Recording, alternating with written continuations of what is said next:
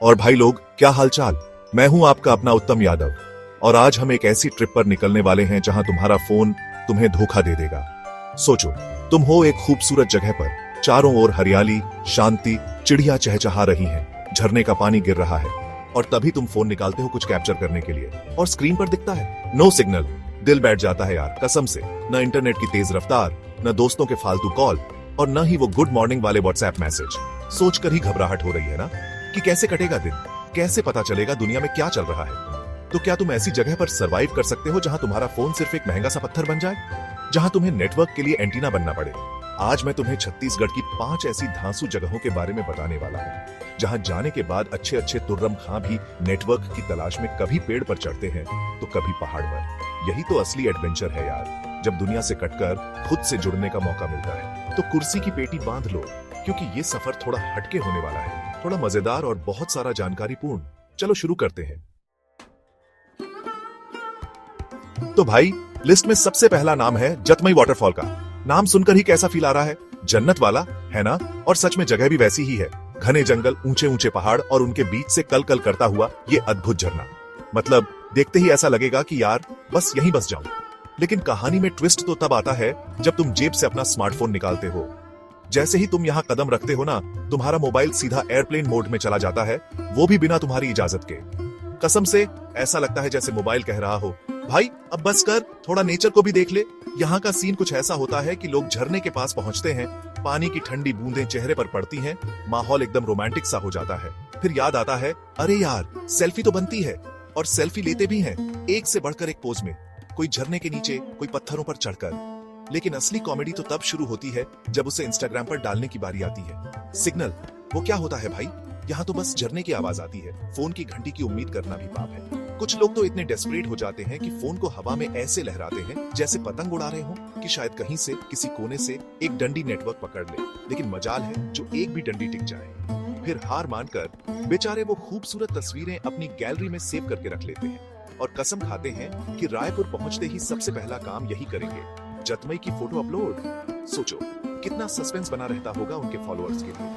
भाई कहाँ गायब हो गए थे? और सच बताऊं, यही तो मजा है, जब तुम उस पल को जी रहे होते हो बिना किसी डिजिटल डिस्ट्रैक्शन के। तुम उस झरने की आवाज को सच में सुन पाते हो, उस हरियाली को महसूस कर पाते हो। वरना आजकल तो लोग खूबसूरत जगह जाकर भी फोन में ही घुसे रहते हैं। तो जतमई एक तरह से डिजिटल डिटॉक्स सेंटर है, जहां प्रकृति खुद तुम्हारा इलाज करती है। बस शर्त यह है कि इलाज के दौरान फोन को जेब में ही रखना पड़ेगा, समझे? अगला पड़ाव है बारनवापारा जंगल। अब जंगल का नाम सुनते ही एडवेंचर की घंटी बजने लगती है ना दिमाग में। और भाई, यहाँ एडवेंचर की कोई कमी नहीं है। जंगल सफारी का जो असली मजा है वो यहाँ आकर ही पता चलता है। और इस मजे को दोगुना कर देती है एक चीज, नो नेटवर्क। सोचो, तुम जीप में बैठे हो, आसपास घना जंगल, और अचानक तुम्हें कोई जानवर दिख जाए, हिरणों का झुंड, या अगर किस्मत अच्छी रही तो शेर भी। उस टाइम पर अगर कोई फोन करके पूछे, और भाई क्या कर रहा है, तो कैसा लगेगा? सारा मूड खराब है ना। बारनवापारा में ऐसा कुछ नहीं होता। यहाँ तुम बस अपने कैमरे पर फोकस रखो, क्योंकि फोन नेटवर्क तो मिलने से रहा। तुम आराम से जंगली जानवरों की तस्वीरें खींच सकते हो, वीडियो बना सकते हो, बिना किसी डिस्टरबेंस के। यहाँ कुछ लोग तो इतने दीवाने होते हैं कि 2-3 दिन तक जंगल के अंदर बने रेस्ट हाउस में ही रुक जाते हैं। और जब वो अपनी इस डिजिटल उपवास यात्रा से लौटते हैं ना, तो उनके फोन पर मिस्ड कॉल्स की बाढ़ आई होती है। 100, 150, कभी कभी तो 200 भी। सोचो कितना इंपॉर्टेंट महसूस होता होगा उस टाइम। लेकिन उन मिस्ड कॉल्स की टेंशन उनके चेहरे पर बिल्कुल नहीं दिखती, बल्कि एक अजीब सी शांति, एक सुकून भरी मुस्कुराहट होती है। वो मुस्कुराहट जो कहती है, भाई साहब जो पीस मिला है ना इन 2-3 दिनों में, वो इन 150 मिस्ड कॉल्स से कहीं ज्यादा कीमती है। और ये बात सच भी है। शहर की भागदौड़, ऑफिस का टेंशन, सोशल मीडिया का प्रेशर, ये सब कुछ दिनों के लिए पीछे छूट जाता है। तुम बस होते हो और तुम्हारे आसपास होता है जंगल का सन्नाटा और फिर जानवरों की आवाज। कई बार तो ऐसा भी होता है कि लोग नेटवर्क ढूंढने के चक्कर में जीप से उतरकर अजीब अजीब हरकतें करने लगते हैं। कोई ऊंची जगह ढूंढता है, कोई फोन को किसी खास एंगल पर पकड़ता है, और गाइड बेचारा उन्हें समझाता रहता है, सर्चिंग, यहाँ शेर मिले, सिग्नल नहीं, पर दिल है कि मानता नहीं। लेकिन अंत में सब थक हार कर मान ही जाते हैं कि बारनवापारा में कनेक्टिविटी सिर्फ जंगल और उसके बाशिंदों से ही हो सकती है, बाहरी दुनिया से नहीं। और शायद यही इसकी खूबसूरती है। चैप्टर 3, कैलाश गुफा, कोंटा, जहां नेटवर्क गुफा में रोशनी की तरह गायब।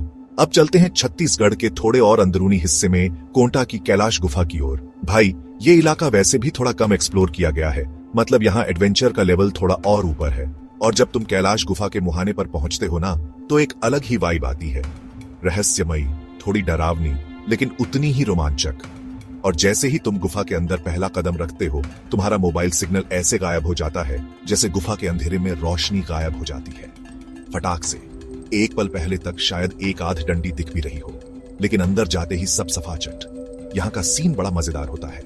लोग गुफा की खूबसूरती देखने आते हैं, उसकी बनावट, अंदर की शांति, सब कुछ अनुभव करने। लेकिन बीच बीच में उनका हाथ अपने आप जेब में चला जाता है फोन निकालने के लिए, और फिर वही निराशा, नो सर्वाइस। कुछ दिलेर लोग तो नेटवर्क ढूंढने के लिए गुफा के अंदर ही पत्थरों पर चढ़ने की कोशिश करने लगते हैं। टॉर्च की रोशनी में सिग्नल बार ढूंढते हैं जैसे कोई खजाना ढूंढ रहे हो। और कभी कभार किसी जादुई कोने में अगर 2 लाइन सिग्नल की दिख भी जाती है ना, तो उनकी खुशी का ठिकाना नहीं रहता। फटाक से स्क्रीनशॉट ले लेते हैं, देखो मुझे सिग्नल मिला था। लेकिन वो सिग्नल भी मेहमान की तरह होता है, कब आए कब जाए पता नहीं चलता।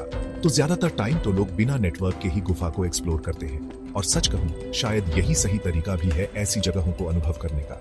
जब तुम्हारे पास फोन पर बात करने या इंटरनेट चलाने का ऑप्शन ही नहीं होता, तब तुम अपने आसपास की चीजों पर ज्यादा ध्यान देते हो। तुम उस गुफा की ठंडक को महसूस करते हो, उसकी दीवारों पर बनी आकृतियों को गौर से देखते हो, और उस शांति को अपने अंदर समाने देते हो। कहते हैं ना, जब बाहरी दुनिया से कनेक्शन टूटता है, तब असली कनेक्शन खुद से होता है। कैलाश गुफा में जाकर ये बात बिल्कुल सच लगती है। वहां तुम्हें कोई बताने वाला नहीं होता कि क्या करना है, कहाँ जाना है। तुम बस अपने इंस्टिंक्ट पर चलते हो। और जब तुम गुफा से बाहर निकलते हो और तुम्हारे फोन पर अचानक से मैसेज की बाढ़ आती है, तो एक पल के लिए लगता है कि यार, अंदर ही ठीक था, कम से कम शांति तो थी। चैप्टर 4, डोंगरगढ़ पहाड़ी। ऊपर भगवान, नीचे जीरो सिग्नल। चलो अब थोड़ा धार्मिक यात्रा पर निकलते हैं, लेकिन ट्विस्ट के साथ। हमारी अगली डेस्टिनेशन है डोंगरगढ़ पहाड़ी, जहां मां बमलेश्वरी का प्रसिद्ध मंदिर है। यहां हजारों श्रद्धालु रोज आते हैं अपनी मनोकामनाएं लेकर। लेकिन इस यात्रा में एक और चीज है जो तुम्हारा साथ छोड़ देती है, और वो है तुम्हारा मोबाइल नेटवर्क। जैसे जैसे तुम सीढ़ियां चढ़कर मां बमलेश्वरी मंदिर की ओर ऊपर बढ़ते हो ना, वैसे वैसे तुम्हारा नेटवर्क नीचे छूटता जाता है। हर एक कदम ऊपर और सिग्नल की एक एक डंडी कम। बड़ा ही अजीब सा कनेक्शन है ये भक्ति और नेटवर्क का। जब तुम पसीना पहुंचते हुए, हांफते हुए आखिरकार पहाड़ी के ऊपर मंदिर तक पहुंचते हो, तो तुम्हें क्या मिलता है? एक तो मां के दर्शन का सुकून, दूसरा चारों ओर का खूबसूरत नजारा, और तीसरा जीरो सिग्नल। मतलब तुमने इतनी मेहनत की, इतने ऊपर आए, और फोन कह रहा है, भाई यहां मैं काम नहीं करूंगा। लोग वहां भगवान से तो मन की बातें खूब करते हैं, अपनी परेशानियां बताते हैं, मन्नतें मांगते हैं, क्योंकि फोन से तो कोई बात कर ही नहीं सकते। शायद भगवान भी यही चाहते हैं कि जब मेरे दरबार में आओ तो पूरा ध्यान मुझ पर ही रखो, इस मायावी डब्बे पर नहीं। मैंने देखा है लोगों को मंदिर के बाहर किसी कोने में खड़े होकर हाथ ऊपर करके फोन को ऐसे घुमाते हुए जैसे कोई यज्ञ कर रहे हो। आजा बेटा सिग्नल, आजा। लेकिन सिग्नल है कि नखरे दिखाता है। कभी कभार हवा के किसी झोंके के साथ एक आध डंडी आ भी जाती है, तो लोग झट से अपने घर वालों को कॉल लगाकर बताते हैं, हाँ हाँ पहुंच गया, दर्शन हो गए, सब ठीक है। और फिर अगले ही पल गायब। वो एक डंडी भी बेवफा निकलती है। लेकिन सच कहूं तो इस नो नेटवर्क जोन का भी अपना ही फायदा है। लोग एक दूसरे से ज्यादा बात करते हैं, आसपास के माहौल को ज्यादा एंजॉय करते हैं। वरना आजकल तो मंदिर में भी लोग रील्स बनाने में लगे रहते हैं। डोंगरगढ़ में तुम्हें वो शांति मिलती है जो शायद आजकल कहीं और मिलना मुश्किल है। तो अगली बार जब मां बमलेश्वरी के दर्शन करने जाओ, तो फोन को थोड़ी देर के लिए भूल जाना। क्या पता बिना नेटवर्क के तुम्हारी प्रार्थना ज्यादा जल्दी सुन ली जाए। चैप्टर 5, नारायणपुर का अबूझमाड़, छत्तीसगढ़ का बरमूडा ट्रायंगल। और अब हमारी लिस्ट की आखिरी और सबसे रहस्यमयी जगह, नारायणपुर का अबूझमाड़। भाई नाम सुनकर ही थोड़ा डर सा लगता है ना। अबूझमाड़ यानी अनसुलझी पहेली। ये छत्तीसगढ़ का वो इलाका है जहां आज भी बहुत कम लोग पहुंच पाए हैं। यहाँ ना तो तुम्हें पक्की सड़कें मिलेंगी, और मोबाइल टावर की तो बात ही छोड़ दो, वो तो यहाँ सपने में भी नहीं आता। कुछ लोग तो इसे मजाक मजाक में छत्तीसगढ़ का बरमूडा ट्रायंगल भी कहते हैं, जहां चीजें गायब हो जाती हैं और सबसे पहले गायब होता है मोबाइल का सिग्नल। अबूझमाड़ के घने जंगल, ऊंचे नीचे पहाड़ और यहाँ रहने वाले आदिवासी समुदाय, सब कुछ मिलकर इसे एक अलग ही दुनिया बनाते हैं। यहाँ अगर तुम गलती से पहुंच गए और तुम्हारा फोन काम करना बंद कर दे, तो समझ लो कि तुम सच में दुनिया से कट गए। यहाँ गूगल मैप्स भी तुम्हें रास्ता नहीं बता पाएगा। यहाँ तुम्हें सिर्फ स्थानीय लोगों की मदद और अपनी हिम्मत पर भरोसा करना होगा। सोचो, कितना थ्रिलिंग एक्सपीरियंस होगा ये। आजकल के जमाने में ऐसी जगह मिलना भी तो मुश्किल है। कहते हैं कि अबूझ मार्ग में नेटवर्क नहीं है, लेकिन यहाँ कहानियां बहुत हैं। ऐसी कहानियां जो शायद आज तक पूरी नहीं हो पाई या जिन्हें दुनिया ने सुना ही नहीं। यहाँ की हवा में एक अजीब सा रहस्य खुला हुआ है। जो लोग यहाँ एडवेंचर के लिए जाते हैं वो बताते हैं कि कुछ किलोमीटर अंदर जाते ही उनका फोन पूरी तरह से डेड हो जाता है। न कोई इमरजेंसी कॉल, न कोई मैसेज। तुम पूरी तरह से प्रकृति और अपने साथियों पर निर्भर हो जाते हो। ये जगह उन लोगों के लिए है जो सच में ऑन ऑफ द ग्रिड जाना चाहते हैं, जो असली एडवेंचर की तलाश में है। यहाँ तुम्हें वाईफाई का पासवर्ड नहीं, बल्कि जंगल में जीने के तरीके सीखने को मिलेंगे। यहाँ तुम्हें सेल्फी पॉइंट नहीं, बल्कि जिंदगी के वो पल मिलेंगे जिन्हें तुम कभी भूल नहीं पाओगे। अबूझ मार्ग तुम्हें डराएगा भी और तुम्हें बहुत कुछ सिखाएगा भी। बस शर्त यह है कि तुम अपना स्मार्टफोन घर पर छोड़कर आने की हिम्मत रखते हो। तो भाई लोग, ये थी छत्तीसगढ़ की वो 5 जगह जहां तुम्हारा मोबाइल तुम्हारा साथ छोड़ देगा, लेकिन यकीन मानो तुम्हें जिंदगी के कुछ सबसे यादगार पल जरूर मिलेंगे। अगली बार अगर तुम ऐसी किसी जगह जाना चाहो जहां तुम्हें दुनिया की टेंशन से दूर सिर्फ खुद के साथ वक्त बिताना हो, जहां नेटवर्क की किचकिच न हो, तो इन 5 जगहों को अपनी लिस्ट में जरूर शामिल करना।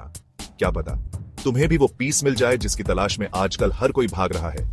लेकिन एक बात गांठ बांध लेना, जब इन जगहों पर जाना तो वहां सिर्फ अपने दिल की सुनना, अपने अंदर की आवाज को फॉलो करना, मोबाइल की नोटिफिकेशन की नहीं। क्योंकि असली कनेक्शन तो दिल से दिल का होता है, मोबाइल के सिग्नल बार से नहीं। वहां जाकर महसूस करना उस शांति को, उस सुकून को जो शायद शहर की भीड़भाड़ में कहीं खो गया है। और क्या पता बिना नेटवर्क के तुम खुद को बेहतर तरीके से जान पाओ। तो वीडियो कैसा लगा? कुछ नया जानने को मिला? अगर हाँ तो फटाक से इस वीडियो को लाइक करो, और हाँ, चैनल को सब्सक्राइब करना तो बिल्कुल मत भूलना, क्योंकि ऐसे ही मजेदार और जानकारीपूर्ण वीडियो मैं, उत्तम यादव, तुम्हारे लिए लाता रहूंगा। और हाँ, नीचे कमेंट में मुझे ये जरूर बताना, क्या तुम बिना नेटवर्क के 24 घंटे, सिर्फ 24 घंटे रह सकते हो? सच सच बताना। चलो मिलते हैं अगले वीडियो में, तब तक के लिए